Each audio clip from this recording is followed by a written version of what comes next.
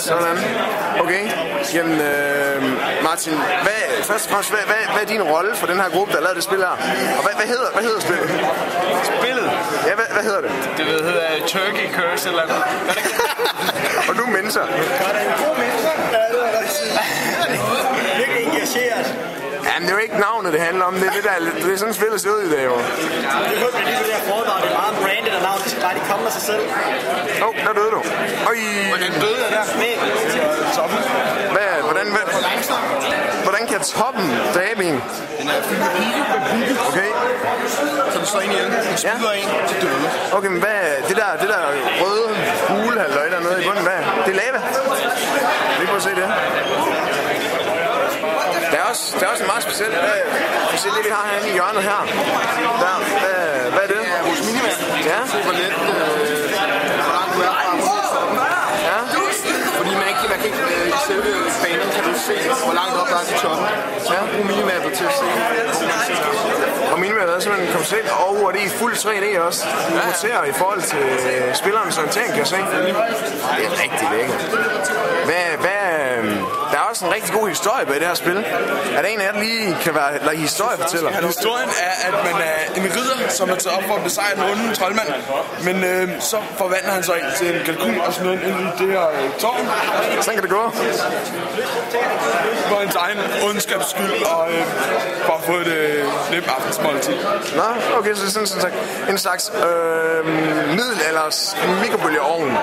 Ja. Eller hvad? Med pigge og lava. Så vi snakker om en troldmand, der er utrolig glad for kalkun. Det er det næste koncept. Mad, der både underholder og smager godt. Nice. Hej. Ja, det var synd, vi hørte ikke efter, da jeg gav min besked, så... Nej, okay.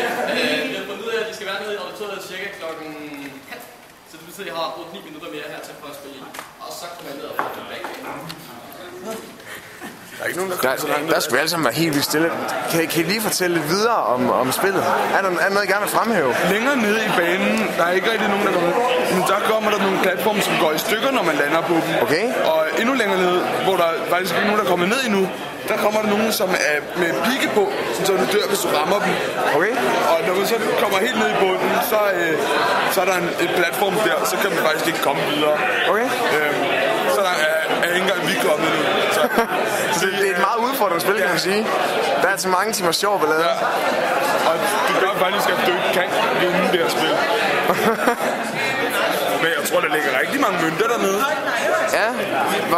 Alle dem folk, der skubber lidt over. Det vi ser, hvad er det, den laver med vingerne der? Der sker med vingerne. Kan du fortælle mig lidt om, hvad det er? Ja, fordi at en kalkun, den er jo ikke særlig god til at flyve, men det kan godt blaffe lidt med vingerne. Så man kan baske med vingerne for ligesom at bremse farten lidt. Og på den måde lige holde sig det op, sådan, så man kan komme ind på den næste platform. Okay, lige prøv at se det i en action her. Og så sænker man farten der. Der er også en lidt sjov feature med, at hvis man skal have en mønt, så er man nødt til at lande på den og bruge fødderne til at samle den op med. Hvis man bare går ind i den, så sker der det, at man får skubbet den ud over, sådan, så man ikke rigtig får nogen point. Ja, det skete der.